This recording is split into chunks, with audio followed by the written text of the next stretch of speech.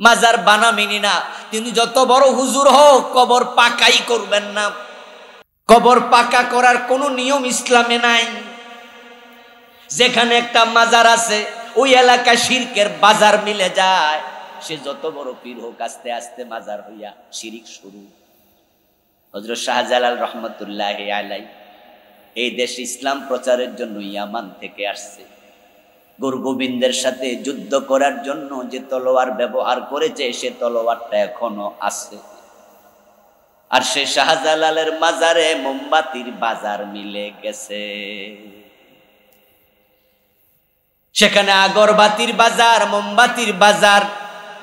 শাহপরান রাহেমাহুল্লাহ, ওনার নাকি ভাগিনা, তিনিও 360 অলির একজন, তিনিও ভালো মানুষ ছিলেন।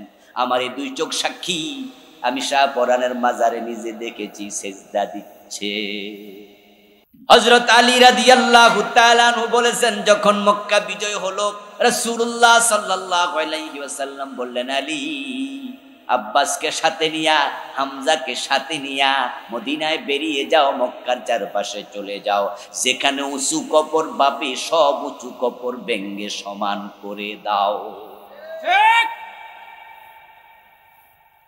আর আমাদের দেশে এমন অবস্থা, ল্যাংটা বেড়া মরল মাজার হয়ে। আর বিশেষ করে চট্টগ্রাম আর ব্রাহ্মণবাড়িয়া, এটা তো সেরা জায়গা। আলহামদুলিল্লাহ, আমাদের এই গাজীপুর, কাপাসিয়া এগুলোতে শিরিক কম তুলনামূলক।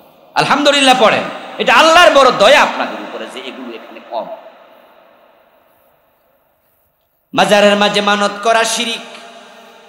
মানত একটি ইবাদত, মানত হবে শুধু আল্লাহর নামে। অথচ আমাদের বোনেরা, মায়েরা, তাদের মুরগির যদি পা ভেঙে যায়, তাও বলে যদি ঠ্যাং ঠিক হয়, ল্যাংটা বাবার দরবারে 5টা মোমবাতি। এখানে সেখানে মানত করে তারা ঈমান হারাইয়া ফেলতেছে। ও দোস্ত, আপনি মাজারে টাকা কেন দেন আমি বুঝি না। কমন সেন্স আপনার নাই নাকি? আপনি যে মাজারে টাকাটা দিলেন, এই আপনার 100 টাকা যিনি মাটির নিচে শুয়ে আছে, উনি পাইছে মোট কত? কি কিছু পাইছেন? 100 টাকা যে দিলেন, তো দিলেন কারে? খাইলো কেনা? এই যে কেল্লা বাবারে দিলেন, কেল্লা বাবা কত পাইছে? এই যে শাহালি বাবারে দিলেন। এই যে গুলিস্তানে একটা মাজার আছে, ঢাকার গুলিস্তানে, এটার নাম কি? গোলাপ শাহ। এই গোলাপ শাহর মাজারে যে আপনি টাকা দিলেন, গোলাপ শাহ পাইছে কত? তা আপনি কি বোঝেন না? দিলেন, খাইছে কারা? এমন কিছু লোক আপনার দেয়া টাকা খায়, যারা টাকা দিয়া গাঁজাও কিনে খায়। আপনার টাকা দিয়ে গাঁজা খাচ্ছে, গাঁজা। মাওলানা হাবিবুর রহমান যুক্তিবাদী, নাম শুনছেন না? বড় এক সময় বক্তা ছিল, মাঠ গরম করা বক্তা। হাবিবুর রহমান যুক্তিবাদীর হুজুরের একটি ওয়াজে শুনলাম, উনি বলতেছে, উনাদের সোনার গাড়ি যাচ্ছিল, গাড়িতে করে প্রাইভেট কারে যাচ্ছে কোথাও, দেখলো মাইকের মাঝে এক ব্যক্তি সুন্দর কণ্ঠে বলছে, মাজারে দিয়ে যান, মাজারে দিয়ে যান, দিয়ে যান, দিয়ে যান। হুজুর ড্রাইভার রে কই, একটু গাড়িটা এর কাছে নিয়ে থামা। তো ড্রাইভার একবারে গাড়িটা নিয়া, যে বেটা টেবিল বিছাইয়া চাইতেছে মাজারের জন্য দিয়ে যান, পাশে থামাইছে। হুজুর বলে, আমি গ্লাসটা একটু নামাইয়া মাথা বাইর করে বললাম, এই কি দিতাম, কি দিতাম। হেও শুরু সুরে কয়, আমিও শুরু করি। হে আমার দেখে সিগন্যাল আইছে, সাইয়া কয়, হুজুর আমনে দিল, নিতাম না। তো আমি বললাম, কিরে বেটা, আমার টাকা কি হারাম, নীতি না কেন? বলে, হুজুর আমনের টাকা নিবু না, কারণ আছে। হুজুর বলছে, কি কারণ? আমরা তো এই টাকা ভাগ কইরা খাইয়ালাই, তো পাবলিকেরটা লই খাই, আমনেরটা খাইয়া হজম করতে পারতাম না। হুজুর বলতেছে, কেডা খায়? তুই একা খাস? না, আমি শতকরা 30 টাকা খাই, আর 70 টাকা হেরা। কারণে এলাকার নেতারা, আমার কণ্ঠ ভালো, তাই মাইক লইয়া আমারে বসাই দিছে, আর ওরা এটা তত্ত্বাবধান করে। শতকরা 30 আমি নেই, 70 হেরারে দেই। কত হেরা এগুলা নিয়ে কি করে? হুজুর মাঝে মাঝে ছাগল জবাই কইরা খায়, মাঝে মাঝে বাক কইরা নেয়, মাঝে মাঝে গাঁজাও খায়। ও দোস্ত, আপনি যে টাকা দিলেন গোলাপ শাহর মাজারে, মাজারের পাশে দাঁড়িয়ে আছে, শীতের কাপড় কেনার টাকা নাই, তার প্লেটে টাকা নাই, কাশতে কাশতে মাটিতে বসে যায়, ওষুধ কেনার টাকা নাই, টাকাটা তার বড় দরকার। গোলাপ শাহ যদি ভালো মানুষ হয়, জান্নাতের বিছানায় ঘুমাচ্ছে, দুনিয়ার টাকা কবরের নিচে অচল, তার প্রয়োজন ছিল না। টাকাটা যদি গোলাপ শাহর মাজারে না দিয়া ওই ফকিরের হাতে দিতা, হালাল কামাই যদি হতো, আমার নবী বলেন সহিহ বুখারীতে এসেছে, টাকা ফকিরের প্লেটে পড়ার আগে আল্লাহ নিজের ডান হাত বিছায়া দেয়। ইয়াতাকাব্বালুল্লাহু বিয়ামিনিহি, আল্লাহ ডান হাতে বিছায়া দেয়। এখন আপনি মাজারে দিলেন, মাজারে চলছে শিরিক, মানত করলেন শিরিক।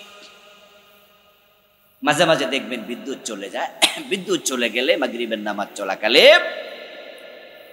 এখন সভাপতি কয়, এই মুয়াজ্জিন সাহেব মোমবাতি লাগান। মোমবাতি লাগাইয়া খুঁজা পায় না। সভাপতি সাহেবের মুয়াজ্জিন কয়, স্যার মোমবাতি তো নাই, তাহলে মোবাইলের লাইটটা জ্বালাই দিই। দেন দেন।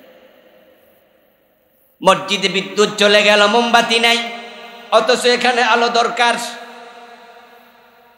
আর মাজারে মোমবাতির অভাব নাই, দিনের বেলায়ও জ্বলে। দেখবেন যে আসরের টাইমে জ্বালায়, এবং কোন কোন মাজার একসাথে গোল হইয়া চলে, 10-12টা জ্বলে। আমার বন্ধু, মাজারে যিনি শুয়ে আছেন, আপনারা তো তার জন্য মোমবাতি মানত করলেন, তাকে ভালো পীর মনে করে। হাদিসে পাওয়া যায়, কবরের প্রশ্নের জবাব যখন মানুষ দিয়ে দিতে পারে, তখন ফেরেশতারা চলে যায়, যাওয়ার সময় বলে যায়, নাম কানাউমাতিল আরুস, জান্নাতের বিছানায় শুয়ে দুলার মতো ঘুমায়া থাকো, এক ঘুমে কিয়ামত হয়ে যাবে, মাঝখানে টের পাবে না। তো যে গোলাপ শাহর মাজারে মোমবাতি জ্বালাইলেন, ওই গোলাপ শাহ তো জান্নাতি বিছানায় ঘুমাইছে। যে ঘুমায়া থাকে তার কাছে বাতি জ্বলা কি দরকার? আচ্ছা, আপনারা এখানে যারা আছেন, ঘুমানোর সময় বাতি জ্বালান না নিবান? কথা বলেন না ভাইয়েরা। সুন্নত কোনটা? রাসূল নিজে বলছে ঘুমাইতে বাতি নিভে। দুটি কারণ। এক নাম্বার কারণ, চোখ যখন বন্ধ তখন তো আলোর প্রয়োজনই নাই, আলোটা জ্বললে অপচয় হবে, অপচয় করা জায়েজ না, হারাম। এটা হলো প্রথম কারণ। দ্বিতীয় হলো, ওই আলো থেকে তেলাপোকা, ইঁদুর, টিকটিকি দৌড়াদৌড়ি করার সময় আগুন লেগেও যেতে পারে। তো রাসূলুল্লাহ শিখিয়েছেন, ঘুমাইলে আলো নিবাও। আর মাজারের পীর সাহেব ঘুমাইতেছে, সবাই মিল্লা আলো শুধু জ্বালাইছে। রাসূলের হাদিসের সাথে মিল না অমিল?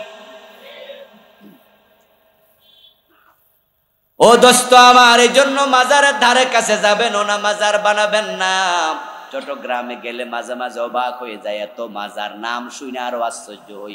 কয়দিন আগে দেখছি লেখা কারেন্ট বাবার মাজার। আমি কই, সারছে কাম কি রে, কারেন্ট বাবা হয় নাকি আবার? তো তাহলে মা কেডা? আসলে সেই মাজারে কবরে লাশ আছে কিনা তাও সন্দেহ। কারণ বদনাশার মাজার যেখানে, আসলে সেখানে কি মানুষ না বদনা? নামেই বলে যে মানুষ বদনা। এর মানে হলো, হতে পারে কোনো পীর সাহেব এলাকায় আসছিলেন, উনি যে বদনা ইউজ করছে, ওই বদনাটা রেখে ভুলে চলে গেছে, আর এলাকার মুরিদারা কি করছে, বদনারে মাটি দিয়া মাজার বানায়। সুবিধা আছে কিন্তু, কারণ মাজার বানাইলে বিনা পুঁজিতে টাকা পাওয়া যায়, ঠিক না? ভালো টাকা মিলে, ভালো টাকা, লাখ লাখ টাকা। না, খড়মপুরে যেটা আছে এটা মানুষ না, ওরাই কল্লা আছে। শুধু কি আছে, এটা নাম দিছে কেল্লাশা। ওই কেল্লাশার মাজারও আমি গেছিলাম একবার, ঘুরতে গেলাম, পাশ দিয়ে মাহফিল, বললাম ঢোকো, ড্রাইভার ঢুকলো, ঘুরতে গেলাম, গিয়ে দেখি কেল্লাশার মাজারের পাশে এমন এক গর্ত, বিশাল গর্ত, ওই যে গরু ছাগলে মার খায় না, ওই মার দিয়া বানাইছে। এটার ভিতরে ডুবে যাবেন আপনি, নামলে আপনার 3.5-4 হাত করতে হবে। উপরে লোহা দিয়া জাল দিছে। জিজ্ঞাসা করলাম যে লোহার বেড়া, এত বড় গর্ত? বললো হুজুর, উরুসের সময় টাকা বারবার এটা ভইরা যায়, তারপরে এটা ফ্রি করে, আবার করে, লোকজন টাকা দিচ্ছে। শুধু কল্লার মাজারে এত টাকা, পুরা লাশ পাইলে কি হইতো? এবার যেই লোক নামাজ পড়তো না, ল্যাংটা থাকতো, কাফর ছিল না, এই দেশে ল্যাংটার মাজার আছে না? মানুষ কতটা বিভ্রান্ত। এক ওয়াক্ত নামাজ পড়ে না, রমাদানে রোজা রাখে না, বরং বিড়ি টানে গাঁজা খায়। এমন মুসলমানকে যদি আপনি জিজ্ঞাসা করেন কই যাবে, জাহান্নামে না জান্নাতে, মুস্কি হাসি দিয়ে সেও বলবে সেও নাকি জান্নাতে যেতে চায়। পীরের পায়ে সেজদা দেয় এমন কিছু মানুষ এই দেশে আছে কিনা? ওই পীরের পায়ে সেজদা দেয়া মানুষগুলো তারাও কিন্তু ভাবে তারা জান্নাতে যাবে। প্রশ্ন আপনি করুন, নামাজ তো পড়ো না, গাঁজা টানো, বিড়ি খাও, মাজারে যাও, লাফালাফি করো, জান্নাত কেমনে পাবে? বরং তারা নিশ্চয়তা দিয়ে বলবে আমাদের পীর সাহেব বলছে আমাদেরকে সারা জান্নাতে যাবে না। বরং কাদের মাঝে দোতরা নিয়ে গানে গানে শুনাইয়া দেবে, আছেন আমার মুক্তার, আছেন আমার ব্যারিস্টার, শেষ বিচারের হাইকোর্টেতে তিনি আমায় করবেন পার। উনারা পীরের উপর ভরসা করে বসে আছে, পীর জান্নাতে নিয়ে যাবে। এভাবে সবাই জান্নাতে যেতে চাচ্ছে, কিন্তু সবাই জান্নাতে যেতে পারবে না। জান্নাতে যারাই যেতে চায় তাদেরকে আল্লাহ এবং রাসূলের কথা মতো জীবন চালাতেই হবে। সূরাতুল কাহফের 107 নম্বর আয়াতে আল্লাহ তাআলা মানুষকে জান্নাত দেবেন ঘোষণা করেছেন, তবে দুটি শর্তে। শর্তবিহীন জান্নাত নাই। সূরাতুল বুরুজের 11 নম্বর আয়াতে আল্লাহ তাআলা কই কথা বলেছেন, ইন্নাল্লাযীনা আমানু ওয়া আমিলুস সালিহাতি লাহুম জান্নাত, নিশ্চয় যারা ঈমান আনবে এবং নেক আমল করবে তারাই জান্নাত পাবে। সূরা কাহফের 107 নম্বর আয়াতে একই কথা বললেন, ইল্লাল্লাযীনা আমানু ওয়া আমিলুস সালিহাতি কানাত লাহুম জান্নাতুল ফিরদাউসি নুজুলাম, যারা ঈমান আনবে এবং নেক আমল করবে তাদের মেহমানদারির জন্য জান্নাতুল ফিরদাউস বানিয়ে রাখা হয়েছে। তাহলে জান্নাতে যেতে হলে আল্লাহ শর্ত দিয়েছেন কটি? দুটি। 1 নাম্বার ঈমান, 2 নাম্বার নেক আমল। আল্লাহ তাআলা যা বলেন সেখানে কোনো ডিসকাউন্ট দেন না, এই বিষয়টা আমাদের মাথায় রাখা লাগবে। জান্নাতে যাওয়ার জন্য তিনি শর্ত দুটি দিলেন, এই দুটি যে পূর্ণ করবে সেই জান্নাত পাবে। এখানে ডিসকাউন্ট তালাশ করবেন না। ওযুর ফরজ আল্লাহ বলেছেন 4টি, যদি আপনি ডিসকাউন্ট তালাশ করে 3টা আদায় করেন, একটা না করেন, মুখ ধুইলেন, মাথা মাসে করলেন, হাত ধুইলেন, পা ধুইলেন না, এবার 3 ফরজ দিয়ে নামাজ, 3 ফরজের ওযু দিয়ে নামাজ পড়ে ফেললেন, পা ধন নাই, নামাজ হবে? কিছু হবে? 3টা তো করছেন, একটা বাদ, অসুবিধা কি? 75% তো হয়ে গেছে। আল্লাহ ডিসকাউন্ট দেন না, বরং তিনি বলেছেন ফাগসিলু উজুহাকুম ওয়া আইদিয়াকুম ইলাল মারাফিক, মুখ ধোও, তোমার হাত তো তোমার কনুই পর্যন্ত, এই যে আঙ্গুলের মাথা থেকে কনুই পর্যন্ত সীমা দিলেন, এই সীমার ভিতরে যদি একটা পশমের জায়গায় পানি না পৌঁছে আপনার ওযুটা বাদ। ডিসকাউন্ট চলবে না, যা বলেছে তাই। নামাজের আরকান হাকাম 13 ফরজ, যদি কেউ 12 ফরজ আদায় করে 1 ফরজ বাদ দেয়, ওই 12 ফরজ দিয়ে নামাজ হবে নাকি? কিছুটা হবে, অল্প। ওই 12 ফরজের কোনো দামই নাই, সবটাই বাদ। রমাদানের রোজা শুরু করলেন ফজরের সময়, সুবহে সাদেকের সময়। আল্লাহর অর্ডার সুম্মা তিম্মুস সিয়ামা ইলাল লাইল, তোমরা রাত আসা পর্যন্ত রোজা পূর্ণ করো। যদি জেনে বুঝে সূর্য ডুবার 5 মিনিট আগে কেউ ইফতার করে ফেলে, রোজাটা ছিল 15 ঘন্টা লম্বা, 14 ঘন্টা লম্বা, কিন্তু 5 মিনিট আগে সূর্য ডোবার ইফতার করছে, সে তো 90% সওয়াব পাওয়ার কথা, ঠিক না? আচ্ছা 90 না পাক 80 তো পাইছে, কত? তো 14.5 ঘন্টা যে রাখলো, এটাই ইসলাম, এটাই ইসলাম। কিন্তু আমাদের বাংলাদেশি লোকদের ইসলাম এটা না, আমরা হলো সুবিধাবাদ, আমরা আমাদের মন মতো জান্নাত চাই। এই জন্য 5 ওয়াক্ত নামাজও পড়ে আবার সুদে টাকা লাগায়, এমন নামাজি আছে না নাই? এ নামাজও পড়লো, সুদও খাইলো, একসাথে দুইটাই চালাইছে। 5 ওয়াক্ত নামাজ পড়ে, মুখে লম্বা দাড়ি, অথচ ফাইল সিগনেচার করে না, ঘোষ না দিলে আটকায়া রাখে। এমন ঘোষখোর নামাজি অফিসার এই দেশে আছে কিনা? নামাজও পড়ে, ঘোষও খায়। আজকের মাহফিলে বসে আছেন, ইশারের নামাজ সহ পড়েছেন। আপনি 5 ওয়াক্ত নামাজি, কপালে কালো দাগ আছে, হজও করেছেন, দাড়িও রেখেছেন, টুপিও মাথায় আছে, অথচ মা বাবা মরে গেছে 8-10 বছর আগে, এখনো বোনের জমি দেয় নাই, বোনের হক ভাইয়ের হক দুইটা একসাথে মাইরা খায়, এমন নামাজি লোক। ওদের ইসলামটা মন মতো চলছে না আল্লাহর কথা মতো চলতেছে? মন মতো। আজকে জুমার নামাজ পড়ছে, অথচ আজকে আসরও পড়ে নাই, মাগরিবও পড়ে নাই, এশাও পড়ে নাই, কালকে ফজরও পড়বো না, এমন জুমার নামাজও আল্লাহ আছে না নাই? তো এই যে জুমা পড়লো, ওয়াক্তিয়া পড়ে না, তার ইসলাম আল্লাহর কথা মতো চলতেছে? তো এই ইসলাম চালাইতেছে নিজের মন মতো। শুনুন প্রিয় ভাইয়েরা, আল্লাহর জান্নাত পেতে হলে আল্লাহর শর্ত পূর্ণ করো।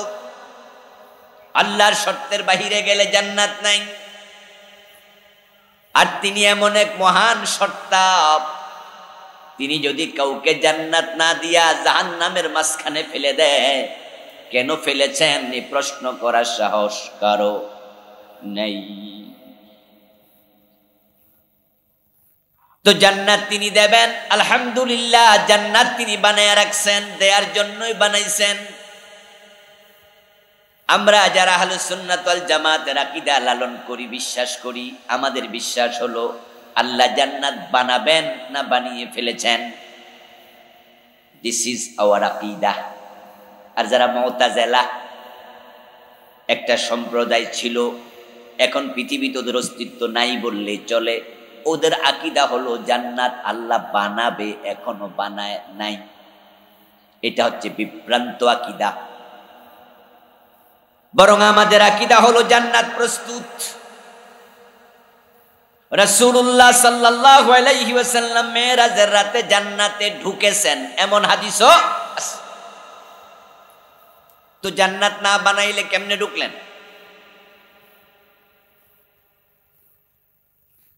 রাসূলুল্লাহ সাল্লাল্লাহু আলাইহি ওয়াসাল্লাম জান্নাতের নিয়ামত দেখে এসেছেন, ইভেন জান্নাতের হুর গেলমান পর্যন্ত রাসূল নিজের চোখে দেখে এসেছেন।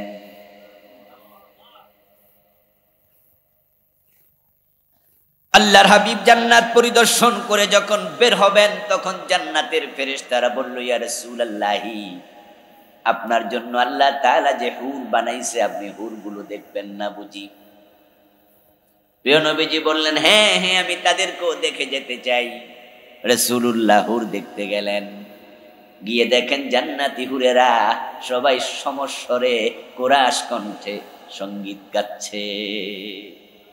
নাহনুল খালিদাতু ফালা নামুতু, নাহনুন নাঈমাতু ফালা নাবআসু, নাহনুর রাদিয়াতু ফালা নাসখুতু, তুবা লিমান কানা লানা ওয়া কুন্না লাহু। তাদের কি গান ছিল, রাসূলুল্লাহ গান পর্যন্ত উম্মতের শুনাইছে। সুবহানাল্লাহ পড়েন। তারা সবাই মিলে গান গাচ্ছে, এই ছিল গানের শব্দগুলো। তো যদি জান্নাত না বানায় তাহলে হুর গান গাইল কই? তারা বলতেছেন, নাহনুল খালিদাতু ফালা নামুতু, আমরা চিরস্থায়ী, কতিপয় নারী হুর, আমরা কখনো মরবো না। সুবহানাল্লাহ। তারা চিরস্থায়ী, জান্নাতে কেউ মরবে না। তারা বলছে, আমরা হচ্ছি নাঈমাত ফালা নাবআসু, আমরা খুবই নিয়ামতে পরিপূর্ণ, তৃপ্তিদায়ক, আমাদের কাছে যে আসবে সে কখনো কোনো কষ্ট পাবে না। বিরক্ত হবে না। নাহনুর রাদিয়াতু ফালা নাসখুতু, আমরা আমাদের স্বামীদের উপরে চির সন্তুষ্ট এমন কতিপয় নারী, আমরা স্বামীদের উপরে কোনোদিন বিরক্ত হব না, অসন্তুষ্ট হব না। এমন গুণ আল্লাহ ওদেরকে দিছে। আমাদের যাদের বউ আছে, বাজার থেকে খরচ আনতে কইলে যদি না নেন তাহলে মুস্কি হাসি দেয় না, একটু রাগ দেখায়। কিন্তু তারা বলতেছে আমরা এমন কতিপয় হুর, আল্লাহ যেই স্বামী আমাদেরকে দেবে আমরা তাদের উপর কোনো দিন রাগ করব না। তুবা লিমান কানা লানা ওয়া কুন্না লাহু।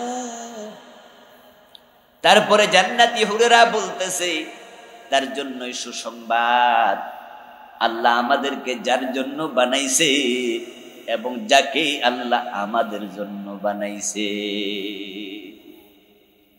এইভাবে প্রিয় নবীজি জান্নাত দেখে আসার কথা আমাদের শোনালেন। এবার আপনাদেরকে আকীদা যেহেতু এটা লালন করেন, প্রশ্ন করি, জবাব দিন। জান্নাত আল্লাহ প্রস্তুত করবেন না করে ফেলেছেন? এখন জান্নাত যদি প্রস্তুত থাকে, আমাদের যাওয়ার জন্য প্রস্তুতি নেওয়া উচিত কিনা? যাওয়ার জন্য রেডি হওয়া দরকার আছে না নাই? তো কতটুকু রেডি হইছেন? ফারুক আজম ওমরের জন্য বলছেন, হাসিবু আনফুসাকুম ক্বাবলা আন তুহাসাবু ওয়াজিনু আনফুসাকুম ক্বাবলা আন তুজানু। হযরত ওমর বলতেন, আল্লাহর কাছে জীবনের আমলের হিসাব দিয়ে তারপরে জান্নাতে যাওয়া লাগবে। যেহেতু হিসাব দিতেই হবে, তাহলে নিজের হিসাবটা নিজে একবার করে নাও দেখি। ওয়াজিনু আনফুসাকুম ক্বাবলা আন তুজানু। যেহেতু আমলের ওজন আল্লাহর সামনে হবে, ওজন যেহেতু দেবেই, এই জন্য নিজের ওজন নিজে করে নাও। মুখে যা আছে বলিও না, সামনে যা পাও খাইও না, পকেটে ঢুকাইও না। কাণ্ড জ্ঞান খরচ করো, ওজন রাইখা কাজ করো। মন মতো চলিও না। মন মতো চলবেন না। মন মতো যারা চলে তারা জান্নাত পাবে না। যারা আল্লাহর কথা মতো চলে শুধু তারাই জান্নাত পাবে। জান্নাত প্রস্তুত, আপনি প্রস্তুত হন, আমি প্রস্তুত হই। এখন আমাদের প্রস্তুতি নিতে হবে দুটি। এক নাম্বার হলো ইমানের প্রস্তুতি, দুই নাম্বার ইমানের দাবির আলোকে নেক আমলের প্রস্তুতি। মনে মনে ভাববেন, হুজুর ইমান তো আছেই, আবার প্রস্তুতি কি? আমি বলবো, দোস্ত, হ্যাঁ ইমান আপনি পেয়েছেন, এটা আপনার প্রতি আল্লাহর দয়া। আপনি এমন এক দেশে জন্ম নিছেন যে দেশে ইমান পাইতে কোনো ট্যাক্স দেয়া লাগে না, ইমানের জন্য কোনো পরীক্ষা দেয়া লাগে না, বরং জন্মসূত্রে ইমান পাওয়া যায়। জন্মের পর পর আজানের মাঝে, কানের মাঝে আজান দিয়ে দেয়, মক্তবে গেলে কালেমাটা শিখায়া দেয়। ইমান আনতে বেলালের মতো কোনো কষ্টের প্রয়োজন হয় না। লা ইলাহা ইল্লাল্লাহ মুহাম্মাদুর রাসূলুল্লাহ, এই কালেমা মক্তবে পড়ে ফেলছেন, ইমান এসেছে, এটা আল্লাহর দয়া। এমন দেশে আপনার জন্ম যেখানে ফ্রি ইমান পাওয়া যায়। এই জন্ম যদি আমেরিকায় হতো, ইন্ডিয়াতে হতো, এমনও জায়গা আছে ইন্ডিয়ায়, আমেরিকায় 200 মাইলের ভিতরে কোনো আজান শোনা যায় না, মসজিদই নাই। কোথায় মক্তব পাবেন? কোথায় কালেমা শিকার হুজুর পাবেন? এলাকাতে মসজিদ নাই, মাদ্রাসা নাই, কিচ্ছু নাই, 200-500 মাইলের ভিতরে। এখানে আপনি ইমান মাগনা পেয়েছেন। তবে শুনুন দোস্ত, গাছ লাগানোর পরে গাছের যত্ন না নিলে সেই গাছ ছাগলে খাইয়া ফেলার সম্ভাবনা আছে। গ্রামে গঞ্জে আমরা যখন গাছ লাগাই, যেন ছাগলে খাইতে না পারে, গাছের চারিপাশে কি দেন? বেড়া দেন। পুকুরে যখন মাছ ফেলেন, যদি পুকুরের সাথে নদী থাকে, তাহলে নদীর দিকে যদি পুকুরের পার ভেঙে যায়, তাহলে মাছগুলো নদীতে চলে যাবে। তাই আপনি ভালো করে বাঁধ দেন, পার ভালো করেন, আইল ভালো করেন, যত্ন নিতে হবে, না হয় মাছ চলে যাবে। পকেটে যদি টাকা থাকে, তাহলে গাড়িতে উঠে ঢাকা যাবেন কিশোরগঞ্জ থেকে, কাপাসিয়া থেকে। ওই গাড়িতে উঠেই নাক ডেকে ঘুমাবেন না, পকেট মার নিয়ে যেতে পারে, তাই সতর্ক থাকেন। এবার বলুন তো, যে ঈমান আল্লাহ আমাদের দয়া করে ইজি দিল, সহজে দিল, ওই ঈমান চুরি করার জন্য আমাদের পিছনে শয়তান আছে না নাই? যদি সতর্ক না থাকেন তাহলে ঈমানটা চুরি হয়েও যেতে পারে। আমার দোস্ত, কত মুসলমানের ঈমান শয়তান কেড়ে নিয়েছে, তার কোনো হিসাব নাই। রাসূলুল্লাহ সাল্লাল্লাহু আলাইহি ওয়াসাল্লামের হাতে হাত রেখে কালেমা পড়ার পরেও বেঈমান হয়ে গেছে, কাফের হয়ে গেছে এমন লোকও ছিল। আল্লাহর হাবিবের হাতে হাত রেখে কালেমা পড়লো, হিজরত করে মদিনায় গেল, রাসূলের সাথে নামাজ পড়ছে, রোজা রেখেছে। কয়দিন পরে বেঈমান মুরতাদ হয়ে মক্কায় পালিয়ে চলে গেছে। নাম ছিল ইবনু খাতাল। মক্কা বিজয়ের দিন প্রিয় নবী সবাইকে ক্ষমা করেছে, কয়েকজনকে ক্ষমা করে নাই, তাদেরকে হত্যা করা হয়েছে। তার মাঝে ইবনু খাতালও ছিল। মুরতাদ, হত্যা করো। মুসা আলাইহিস সালামের যুগে একজন আল্লাহর বান্দা ছিল, যাকে মুজাবুদ দাওয়া বলা হতো, মুস্তাজাবুদ দাওয়া। দোয়া করতে দেরি, কবুল হতে দেরি হতো না। নাম ছিল বালআম ইবনে বাউস, যার ব্যাপারে আল্লাহ কোরআনের আয়াত নাযিল করলেন যে বালআমকে আমি এত সম্মান দিয়েছি, তার হাত তোলার সাথে সাথে আমি দোয়া কবুল করেছি, কিন্তু শেষ দিকে শয়তান বালআমকেও পথভ্রষ্ট করেছে, কাফের হয়ে মরে গেছে। ওয়াতলু আলাইহিম নাবা আল্লাযী আতাইনাহু আয়াতিনা ফানসালাখা মিনহা ফাআতবাহু শাইতান ফাকানা মিনাল গাবিন। ও প্রিয় নবীজি, আপনি তাদের কাছে ওই ব্যক্তির আলোচনা করুন, তেলাওয়াত করে শোনান তার কাহিনী। আতাইনাহু মিন আয়াতিনা, যাকে আমি অনেকগুলো নিদর্শন দিয়েছি, সম্মান দিয়েছি, কিন্তু ফানসালাখা মিনহা, সে সম্মানের উপরে টিকে থাকতে পারে নাই, পিছল খাইয়া পড়ে গেছে। ফাতবাহু শাইতান, এই লোকটা শয়তানের অনুসরণ করছে, শয়তান তার পিছু নিছে। ফাকানা মিনাল গাবিন, এক পর্যায়ে সে পথহারা কাফের হয়ে গেছে। মসজিদে গিয়ে নামাজ পড়ছে, দরবারে গিয়ে পীর সাহেবকে সেজদা করতেছে। এই নামাজি লোকটা মসজিদে গিয়ে বলছে, ইয়াকা না'বুদু, ও আল্লাহ আমি শুধু তোমার গোলামি করি, অথচ নামাজ শেষ অফিসে গিয়ে হে গোশ খাচ্ছে। মসজিদে গিয়ে বলছে, ওয়া ইয়াকা নাস্তাঈন, আল্লাহ তোমার কাছে শুধু চাই। নামাজ শেষ করে খাজা বাবা একটা ছেলে দাও, একটা মেয়ে দাও, মাজারের কাছে হাত পাতে। মসজিদে বলে কি আর বাস্তবে করে কি? এই জাতীয় লোক সমাজে আছে না নাই? তারা কি ইমানের উপরে টিকে আছে না ইমান থেকে বিচ্যুত হচ্ছে? খুব সাবধান। এই জমিনে ইমানের মতো বড় নেয়ামত নাই, আর শয়তানের মতো বড় কোনো শত্রু নাই। শয়তান সবচেয়ে বড় দুশ্মন। সে মানুষের কাছে ইমান চুরি করার জন্য আসে। এক একজনের ইমান এক একভাবে চুরি করে। মানুষের ইমান থাকে কলবে, তাই শয়তানও থাকে কলবের পাশে বসে। নবীজি মুহাম্মদ সাল্লাল্লাহু আলাইহি ওয়াসাল্লাম বলেছেন, শয়তানু জাসিমুন আলা কলবি বনি আদম, শয়তান মানুষের কলবের পাশে ঘাপটি মেরে বসে থাকে। আমাদের কলবের পাশেও শয়তান আছে না নাই? শয়তান আপনাকে মুশরিক বানায়া দেবে, শয়তান আপনাকে কাফের বানায়া দেবে। আর কোন লোক যদি শিরিক করে, শয়তান তাকে দিয়ে শিরিক করায়া দেয়, ঈমান থাকে না, চলে যায়। শিরিক করলে ঈমান থাকবে না, ঈমান শেষ। কুফর করলে ঈমান থাকবে না, ঈমান শেষ। আর জান্নাতে যাওয়ার এক নাম্বার শর্ত ঈমান। যার ঈমান নাই, জান্নাত পাওয়ার কোনো সম্ভাবনাই নেই। সে যেই হোক, হোক না সে নবীর বাবা, হোক না সে নবীর ছেলে। হযরত নূহ আলাইহিস সালামের 4 ছেলে ছিল, তার মাঝে একজনের নাম ছিল কেনান। সে ছিল বেঈমান। আল্লাহর নবীর ছেলে হওয়ার পরেও কেনান কাফের, কেনান হবে জাহান্নামী। নবী নূহ তাকে জান্নাতে নিতে পারবে না। বাবা নবী, বাবা জান্নাতি, ছেলে কেনান কাফের জাহান্নামী। নবীর ছেলে হইয়াও কোনো লাভ হলো না। ইব্রাহিম আলাইহিস সালামের বাবা আজার, তিনি মুশরিক। নবী ইব্রাহিম জান্নাতি, আজর জাহান্নামী। ছেলে এত বড় নবী, বাবাকে কোনো উপকারী করতে পারবে না, বাবা জাহান্নামী, কারণ সে মুশরিক।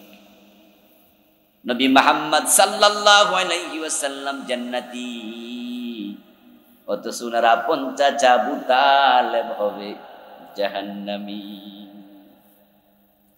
যে আবু তালেব প্রিয় নবীজিকে কোলে পিঠে করে আগলায়া রাখছে 42টা বছর। কয় বছর? 42। আল্লাহর হাবিবের জন্মের আগে বাবা নাই, 5 বছর বয়সে মা নাই, 8 বছর বয়সে দাদা নাই।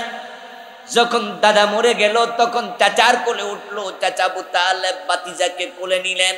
রাসূলুল্লাহর বয়স যখন 50, তখন আবু তালেব মারা যায়। এই 42টা বছর ভাতিজাকে বটগাছের মতো ছায়া দিয়া রাখছে। আল্লাহর হাবিবের যখন নবুয়তের 10ম সন আসলো, তখন তিনি জেলে থাকলেন 3 বছর, 7 থেকে 10। ওই 3 বছর চাচা আবু তালেব ভাতিজা মুহাম্মাদের সাথে স্বেচ্ছায় জেল খাটছে। কিন্তু বেটার দুর্ভাগ্য, ভাতিজার কালেমাটা নেয় নাই। ভাতিজাকে ভালোবাসতো কিন্তু ঈমান নেয় নাই। তাই চাচা আবু তালেব জাহান্নামী দিলেন। চাচা একটাবার কালেমা পড়ে মরে যান। আম্মি কুল লা ইলাহা ইল্লাল্লাহ কালিমাতান আশহাদ লাকা বিহা ইনদাল্লাহ। ও চাচা একটাবার কালেমা পড়ে মরো, বাকি দায়িত্ব আমি নেব। কিন্তু আবু তালেব রাজি হলো না, বেঈমান অবস্থায় মরে গেল। সহিহ বুখারীতে এসেছে, প্রিয় নবীজি মেসেজ দিচ্ছেন, আহওয়ানু আহলিন নারি আযাবান আবু তালেব ওয়া হুয়া মুনতাইলুম বিনালাইনি ইয়াগলি মিনহুমা দিমাগুহু। সবচেয়ে কম শাস্তি জাহান্নামে আবু তালেবকে দেয়া হবে, কারণ তিনি আমাকে ভালোবাসছে, আমাকে নবুয়তের কাজে সহযোগিতা করেছে, কিন্তু ঈমান আনে নাই। তাই শাস্তি মাফ হবে না।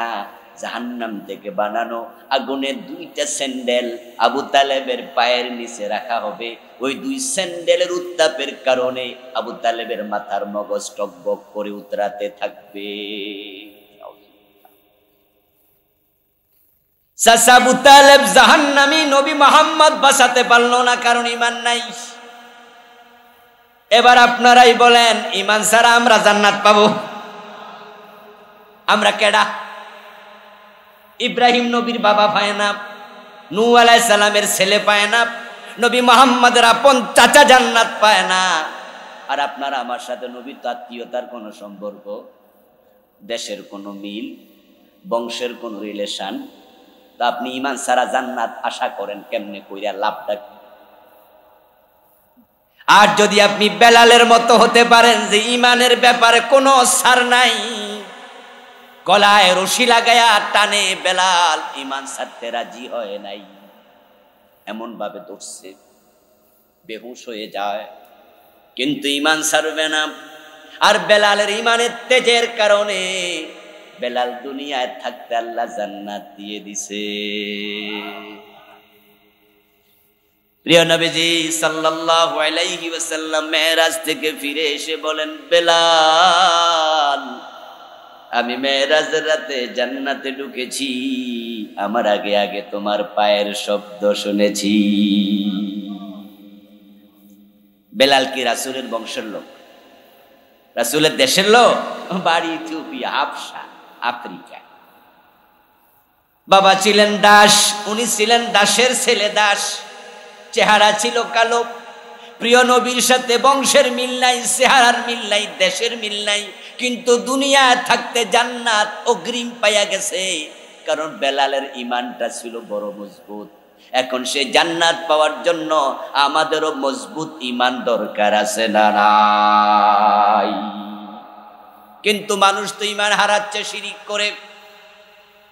ছাগলে গাছ খায়া লাইতাছে, বেড়া টেরা দেয় না। ঈমান হেফাজত করার জন্য শিরিক থেকে বাঁচা লাগবে, কুফর থেকে বাঁচা লাগবে, নিফাক থেকে বাঁচা লাগবে। নিফাক যদি অন্তরে ঢোকে আপনি মুনাফেক কাফের। যেমন আব্দুল্লাহ ইবনে উবাই, সে মুনাফেক কাফের জাহান্নামী, সব মানুষের নিচে থাকবে, অথচ লোকটা কিন্তু রাসূলের হাতে কালেমাও পড়েছে। রাসূলুল্লাহ সাল্লাল্লাহু আলাইহি ওয়াসাল্লামের পিছনে দাঁড়ায়া নামাজও পড়ছে। রাসূলুল্লাহর সাথে গাজওয়ায়ে বনি মুস্তালিকে জিহাদেও অংশগ্রহণ করছে, কিন্তু তার অন্তরের মাঝে নেফাক ছিল। তাই সে জাহান্নামে থাকবে ফেরাউন এবং নমরুদেরও নিচে।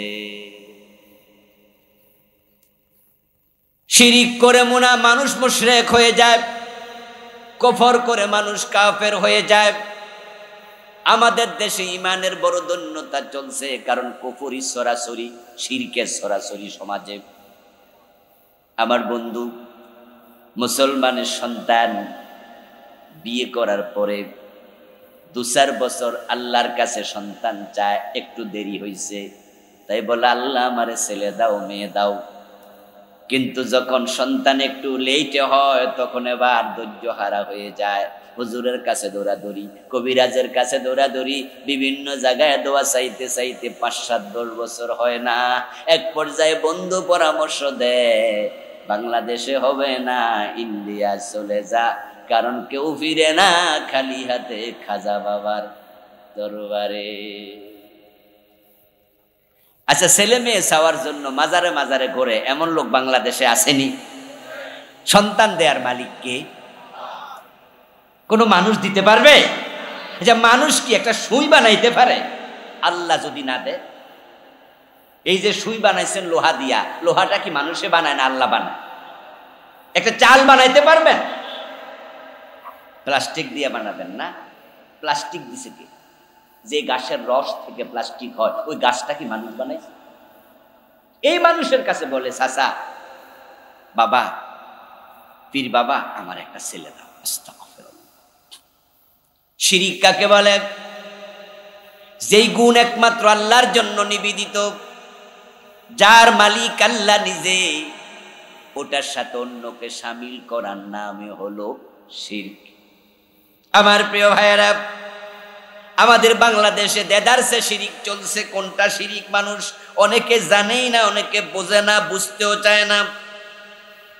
এখন কেউ কেউ বলো, হুজুর আমরা তো জানি না, আমরা বুঝি না। আমি তখন বলি, দোস্ত, না যাই না বিষ খাইলে সমস্যা আছে না নাই? পীরের পায়ে সেজদা দিলে শিরিক হয় এটা জানে না, কিন্তু সেজদা দিছে, এবার কি হবে? বিদ্যুতের তারে হাত দিলে মানুষ মরে যায়, এটা আপনি জানেন না, কিন্তু হাত দিছেন। যেহেতু জানেন না, আপনার কিচ্ছু হয় নাই, ঠিক না? বাজার থেকে আপনারা যখন কীটনাশক ওষুধ আনেন, ক্ষেতের মাঝে বিষ দেবেন, ওই বিষের বোতল টেবিলের উপরে রাখিয়া তারপরে কাজকর্ম করেন না, এটা সামলাইয়া রাখেন, কারণ ঘরে নাতি আছে, ছোট্ট পুত আছে। আপনি যেটাকে বিষের বোতল বাজার থেকে কিনে আনছেন খেতে দেবেন, ওই বেটা যদি এটারে হোমিওপ্যাথিক ওষুধ মনে কইরা খায়ালা, ঘটনা ঘটবে কি? ওই ছোট্ট নাতি বোঝে না এটা যে বিষ, হোমিওপ্যাথিক ওষুধ মনে করছিল। অথবা জ্বর হয়েছিল, জ্বর হওয়ার পরে নাফা যে সিরাপটা আছে স্ট্রবেরি ফ্লেভারের আছে না, দেখবেন যে নাফা সিরাপ প্যারাসিটামলের গায়ে আছে স্ট্রবেরি ফ্লেভার। এর মানে একটু খাইলে মজা মজা লাগে, সিরাপ মানে মজা। এজন্য পোলাপান্নে মিষ্টি সিরাপ দিলে এক খাইয়া আবার আগ করে আরো দেন। তো মা বাবা কয় না, ডাক্তার কইছে একটুকু এই চান্স পাইলে চুরি করে খাই লেবু। এখন সিরাপ মনে করে যদি বিষ খায়, না জেনে বিষ খাইলে অসুবিধা আছে না নাই?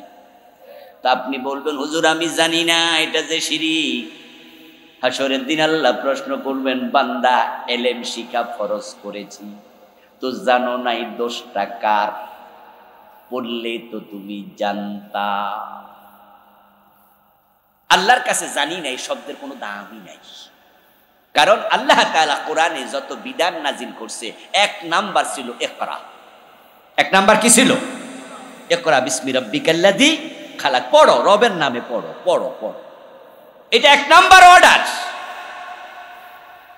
তলাবুল ইলমে ফারিদা আলা কুল্লি মুসলিম, নর নারী নির্বিশেষে এলেম শিখা সবার জন্য নফল না ফরজ। তো আল্লাহ বলবে এটা ফরজ করছি, শিখো নাই কেন? অনেকে আছে খুব বুদ্ধিমান, ছোটকালে চা দোকানে বইয়া চাটা খাইতাম, গল্প শুনতাম। কিছু কিছু লোক চা দোকানে বইয়া একবারে গরম করে লাগে, কয় যে হুজুররা জানেও বেশি, হুজুরদের হিসাব হইব বেশি, আমরা জানিও কম। মানে খুব মজা, বেহেশতের দৌড় মেরে দিত। ও দোস্ত, আল্লাহ তাআলা যদি জিজ্ঞাসা করে বিয়ে করতে জানলা, ছেলে মেয়ে জন্ম দিতে জানলা, চাকরি বাকরি করে জায়গা জমিন কেনার সময় দলিল কোনটা ঠিক কোনটা বেঠিক, ওখানে খারিজ এসএ সিএস আসেনি, আসেনি এগুলা, আরো কত আছে বায়া দলিল, সব বুঝলা। নিজে না বুঝলে অ্যাডভোকেটের কাছে দৌড়াইয়া যাইয়া তাও বুঝলা কোন শরিকানা আছে কিনা, মানুষ পাইব কিনা, কারো ভাগ আছে কিনা, এটা ঠিকঠাক হয়েছে কিনা দলিল, সব খবর নিয়ে জমি কিনতে জানলা। তোমার ইমানটা ঠিক আছে কিনা এটা একটু কোরআন হাদিস ঘেটে জানতে চাইলাও না। জবাব দেবেন কি? যেই কাজ করলে ইমান চলে যায়, সে শিরিক, সে কুফর সম্পর্কে স্টাডি করা দরকার আছে কিনা, করিতেই হবে, কোনো কথা নাই, না হয় উপায় নাই, সব শেষ। ও প্রিয় ভাইরা, শয়তান মানুষকে কাফের বানাবে, শয়তান মানুষকে মুশরিক বানাবে, চিন্তার মাঝে প্যাঁচ ঢুকাইয়া দেবে, দুর্বলতা ঢুকাবে, আপনাকে বলবে যা যা, খাজা বাবার কাছে গেলে কেউ খালি হাতে ফিরে না, তুই যা। আর আপনি গিয়ে চাইলেন খাজা বাবা ছেলে দাও, সাথে সাথে ঈমান শেষ, কারণ সন্তান দেওয়ার ক্ষমতা শুধু আল্লাহ। ইব্রাহিম আলাইহিস সালামের বয়স ৮৬, দাড়িগুলো পেকে গেল, চুলগুলো পেকে গেল, সন্তান হয় না। ওই বুড়া বয়সে নবী ইব্রাহিম সন্তান চেয়েছেন কার কাছে? এই আলোচনাটা আল্লাহর কোরআনে আছে না নাই? অথচ কোরআন নাজিল হলো নবী ইব্রাহিম আলাইহিস সালামের আগমনের ২৫০০ বছর পরে। ইব্রাহিম এই কোরআন নাজিলের ২৫০০ বছর আগে আল্লাহর কাছে কইছে রাব্বি হাবলি মিনাস সালিহিন, আল্লাহ আমার একটা নেক্সট সন্তান দাও। ওই দোয়া আল্লাহ ২৫০০ বছর পরে নাজিল করে কেন? কোরআন কি ইতিহাসের বই নাকি? এটা কি ইতিহাসের কিতাব? তো ইতিহাস আল্লাহ কেন শোনায়? ওই ইতিহাস শুনায় আল্লাহ তাআলা আপনাকে আমাকে বুঝাচ্ছেন, তোমাদের বাবা ইব্রাহিম যদি বুড়া বয়সও আমার কাছে চায়, ধৈর্যহারা না হয়, তোমরা ৫-৭-১০ বছরে ধৈর্যহারা হয়ে খাজা বাবার কাছে কেন যাও? সন্তান দেয়ার ক্ষমতা কোনো খাজা বাবার নেই। ইয়াহাবু লিমান ইয়াশাউ ইনাসান ওয়া ইয়াহাবু লিমান ইয়াশাউ যুকুরা আও ইউযাব্বিজুহুম যুকরানান ওয়া ইনাসা ওয়া ইয়াজআলু মান ইয়াশাউ আকিমা। সুবহানাল্লাহ বলেন। আল্লাহ তাআলা বলেন কোরআন মাজিদে, তিনি যাকে চান ছেলে দেন, তিনি যাকে চান মেয়ে দেন, তিনি যাকে চান ছেলেও দেন মেয়েও দেন, তিনি যাকে চান একটাও দেয় না, বন্দা বানায়। এই তিনিটা কে? বলেন না প্রিয় ভাইরা, তিনিটা কে? আমরা চাইবো কার কাছে? যারা চাইয়ে লাইছেন তারা তাওবা করেন, তাওবা না করলে ঈমান ফিরে আসবে না। মোরা পীরের কাছে টাকা চায়, পয়সা চায়, চাকরি বাকরি পর্যন্ত চায়। বাইজিদ বুস্তামি রাহিমাহুল্লাহ চট্টগ্রামের মাটিতে শুয়ে আছেন, তার ব্যাপারে আমি জানি না, শুনেছি তিনি ভালো মানুষ, তার আমলের ব্যাপারে আমার জানা নেই, যেহেতু তিনি আমাদের যুগের লোক না। তার ব্যাপারে ভালো ধারণা করলাম, কিন্তু সেখানে মানুষ যাইয়া কচ্ছপের খাবার দেয়। বাইজিদ বুস্তামি রহমতুল্লাহ আলাইহির কবরের পাশে সামনে পুকুর, পুকুরের মাঝে বড় বড় কচ্ছপ আছে। আমি নিজের চোখে দেখেছি, ওখানে নেমে পাউরুটি খাওয়াচ্ছে কচ্ছপের। কচ্ছপ যখন পাউরুটি খাইতে, বিস্কিট খাইতে একটু উপরে ওঠে, তখন গায়ের মাঝে হাত মুছে মুছে দেখি মহিলারা কয় বাবা, ও বাবা, ও বাবা। কচ্ছপের বাপ ডাকতেছে এবং কি খুশি যে বাবা এর বিস্কিট খাইতে উপরে আইছে। আমি কই আস্তাগফিরুল্লাহ, কত মানুষ না খাইয়া মরে, এরারে পয়সা দেয় না, বিস্কিট দেয় না, কচ্ছপ খাওয়াইছে। এবং মনে মনে ভাবে এই যে আমার দোয়া কবুল, বাবা হইনা লাইছে। লা হাওলা। ওনার কবরের পাশে গিয়ে দেখি 2-3টা গাছ, গাছের মাঝে গোড়া থেকে আগা পর্যন্ত সুতা বাঁধা। কত কালারের সুতা বাইন্দা গাছটারে চিকন বানাই লাইছে। ওখানে নাকি নিয়ত কইরা সুতা বানলে পোলামাইয়া হয়। এ বাইজিদ বুস্তামি রাহিমাহুল্লাহ ভালো মানুষ, উনার পাশের কচ্ছপ অথবা বাইজিদ বুস্তামি নিজে অথবা গাছের সুতা কেউ সন্তান দিতে পারবে না, সন্তান দেয়ার মালিক শুধু। এজন্য ইব্রাহিম নবী চাইছে কার কাছে? আমরা শুধু তার কাছেই চাইব। তিনি ছেলে দেন, তিনি মেয়ে দেন। ছেলে কে দেয়? বলেন জোরে, কে দেয়? মেয়ে কে দেয়? মেয়ে কে দেয়? না বউ দেয়? তো বউ যদি মেয়ে না দেয়, বেশি মাইয়া হইলে বউ পিডান কেন? মেয়ে বেশি হলে বউ তালাক দেয়, বউরে দমক দেয়, বউরে থাপ্পড় কিলো মারে। আর একটা মাইয়া হইলে বাপের বাড়ি পাঠাইয়া দেবো এমন ধমক দেয়। এরকম জালেম স্বামী আছে না নাই? মেয়ে যে হইছে এটা কি বেড়ির দোষ নাকি? যদি আপনি চিন্তা লালন করেন বউয়ের দোষে মেয়ে হয়, আপনার ঈমান শেষ। আল্লাহ বলছে আমি যাকে চাই মেয়ে দেই। ওয়াকাদা রাব্বুকা আল্লা তা'বুদু ইল্লা ইয়া, আল্লাহ ছাড়া কারো ইবাদত করো না। ইবাদতের মাঝে সেরা ইবাদত নামাজ, নামাজের মাঝে সেরা অংশ সিজদা। তাই মুসলমানের মাথা নত হবে শুধু কার কাছে? সিজদার মালিক কে? তো পীরের পায়ে কেন দিলা? দিলে তোমার ঈমান শেষ। মাজারে কেন মাথা ঠেকাইলা? কত মানুষ এই দেশে মাজারে সিজদা দিয়ে ঈমান শেষ করলো। এজন্য মানুষের মৃত্যুর পর মাজার বানাবেনই না।